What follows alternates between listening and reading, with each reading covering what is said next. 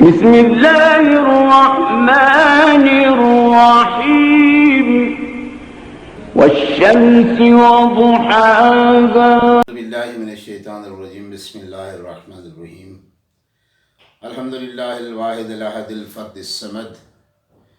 ولم یلد ولم یولد ولم یکن له شریک فی الملک ولم یکن له ولی من الذل وکبرہ تکبیرا والصلاة والسلام علی مصدر الخیر واشرف بریتہ ابی القاسم المصطفى محمد وعلی آلہ الاطیبین الاطہرین المنتجبین اما بعد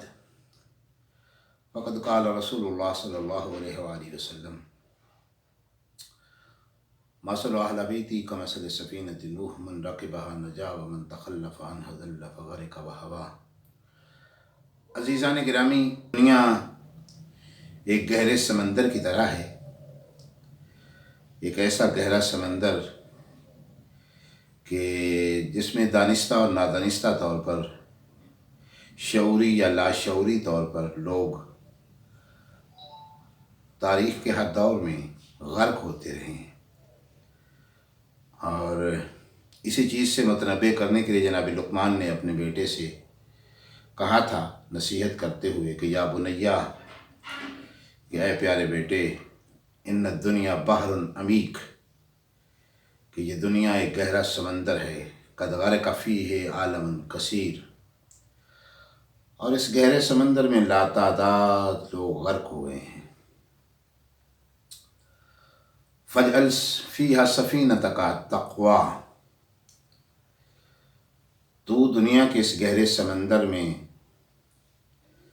تقوی کو اپنی کشتی بنا لے اور صبر کو اس کشتی کا لنگر بنا لے اور اللہ پر توکل کو اس کشتی کا ملاح بنا لے، تاکہ دنیا کے اس سمندر میں غرق ہونے سے تو بچ جائے اور فلاح اور آخرت کی نجات کے ساحل پہ اتر سکے۔ تو یہ ایک بڑی خوبصورت کشتی کی نشاندہی جناب لقمان علیہ السلام نے اپنے بیٹے کو کی ہے، اور دنیا واقعی گہرا سمندر میں جس میں بہت بڑے بڑے بادشاہ، بڑے بڑے شہنشاہ غرق ہو گئے ہیں اس دنیا میں، سکندر اعظم جیسے لوگ، اور دارا جیسے لوگ، اور قیصر روم جیسے لوگ، اور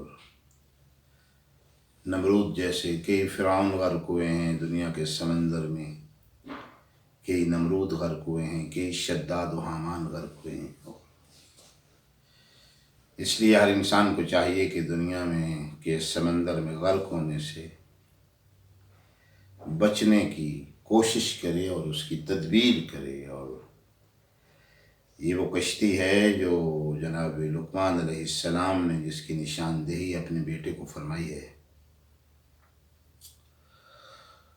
اور اسی طرح سے ایک کشتی کی نشاندہی رسالت مآب صلی اللہ علیہ وآلہ وسلم نے اپنی امت کو فرمائی ہے، اور اس میں حدیث میں ارشاد فرمایا، جو ایک ایسی حدیث کہ جس میں کوئی اختلاف نہیں ہے، اور تمام فرقوں کے علماء نے اس حدیث کو تسلیم کیا ہے اور اپنی اپنی کتب میں نقل کیا ہے، اور وہ حدیث ہے کہ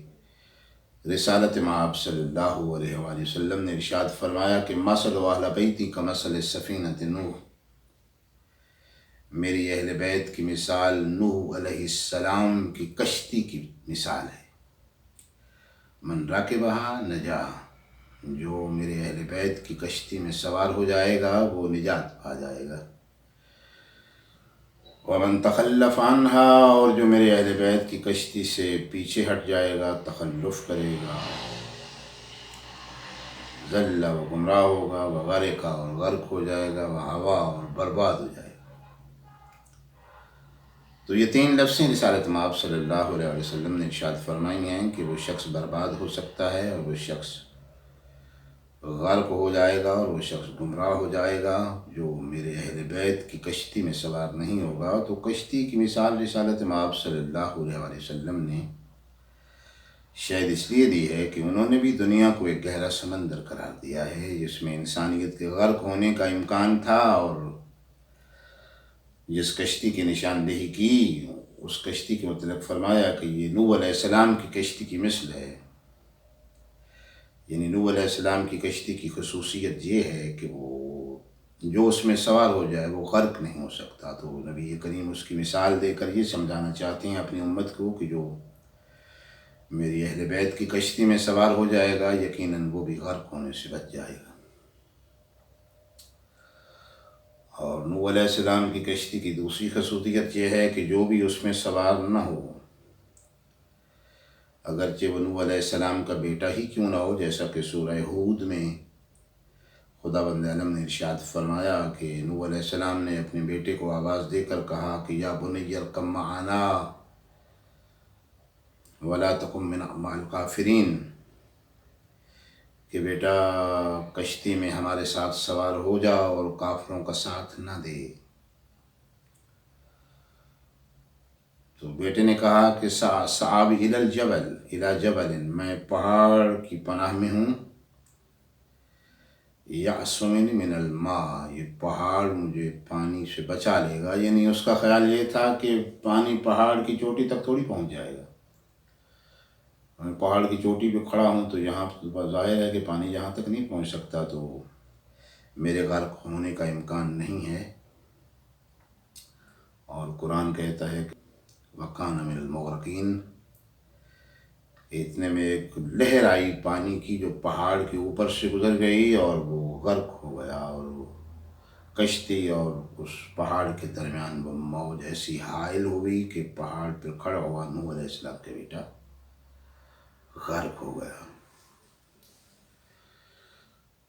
آگے اسی سورہ ہود میں خداوند نے ارشاد فرماتا ہے کہ نوح علیہ السلام نے آواز دے کر کہا کہ رب ان ابنی من اہلی وَإِنَّ وَعْدَكَ الْحَقُّ وَأَنْتَ أَحْكَمُ الْحَاكِمِينَ، کہ پروردگار عالم میرا بیٹا میرے اہل میں سے ہے اور تیرا وعدہ حق ہے، اور تمام فیصلہ کرنے والوں میں سب سے بہتر فیصلہ کرنے والا تو ہے۔ تو ان وعدک الحق، تیرا وعدہ حق ہے، اس میں نوح علیہ السلام نے اشارہ کیا، چونکہ پروردگار عالم نے پہلے نوح علیہ السلام سے وعدہ کیا تھا کہ میں تیرے خاندان کو، تیرے خانوادے کو بچا لوں گا، تو وہی وعدہ نوح علیہ السلام یاد کرا رہے ہیں اللہ تعالیٰ کو کہ ان وعدک الحق ان ابنی من اہلی، مالک تو نے وعدہ کیا تھا کہ میرے اہل و عیال کو بچا لے گا، وَإِنَّ ابْنِ مِنْ أَهْلِي، اور یہ بیٹا میرے اہل میں سے ہے اور اسے بچا لے، تیرا وعدہ حق ہے، تیرا وعدہ سچ ہے، تو خلاف وعدہ نہیں کرتا۔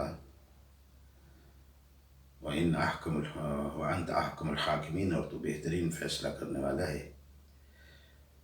تو پروردگار عالم نے جواب میں ارشاد فرمایا کہ إِنَّهُ لَيْسَ مِنْ أَهْلِكَ،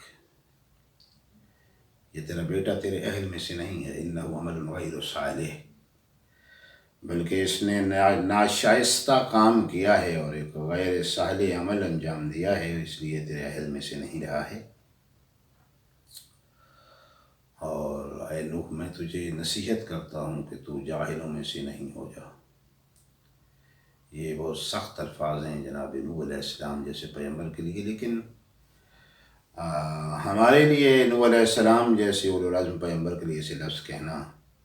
ہم نہیں کہہ سکتے ہیں، لیکن پروردگار عالم جو کائنات کا خالق ہے اور جو انبیاء کا خالق ہے اور انبیاء اور رسولوں کو رسالت اور نبوت عطا کرنے والا ہے، وہ کسی ایسے موضوع میں اس قسم کا لفظ ان کے لیے استعمال کرے تو یہ باعث تعجب نہیں ہے۔ تو بہرحال پروردگار عالم نے فرمایا کہ یہ تیرے اہل میں سے نہیں ہے، تو اس سے پتہ چلتا ہے عزیزان گرامی کہ کوئی ناشائستہ عمل جو ہے وہ انسان کو اہل میں سے نکال دیتا ہے۔ عمل غیر صالح، اچھا عمل اگر کرتا تو نوح کی کشتی میں سوار ہو جاتا، یعنی وہ توفیق سلب ہو گئی نوح علیہ السلام کی کشتی میں سوار ہونے کے لیے۔ اسی طرح سے اہل بیت علیہ السلام کی کشتی میں سوار ہونے کے لیے بھی ہمیں اپنی اہلیت کو پیدا کرنا ہوگا اور کسی غیر شائستہ اور غیر صالح عمل سے پرہیز کرنا ہوگا، تاکہ ہم اپنے آپ کو اس قابل بنا سکیں کہ اس سفینہ اہل بیت میں سوار ہو سکیں جس کی مثال پیغمبر اکرم صلی اللہ علیہ وآلہ وسلم نے نوح علیہ السلام کی کشتی سے دی ہے، اور اس اہل بیت کی کشتی میں سوار ہو کر پوری امت مسلمہ، ظاہر ہے کسی ایک فرقے کو رسالت مآب یہ خطاب کر کے نہیں کہہ رہے ہیں کہ یہ فرقہ جو ہے یہ اس کشتی میں سوار ہو جائے، بلکہ پوری امت مسلمہ کو، پوری انسانیت کو بلکہ رسالت مآب صلی اللہ علیہ وسلم نجات دینے کے لیے آئے ہیں، اور پوری دنیا کے نبی اور پیغمبر ہیں اور ہادی و رہبر ہیں، اور اس لیے پوری انسانیت اگر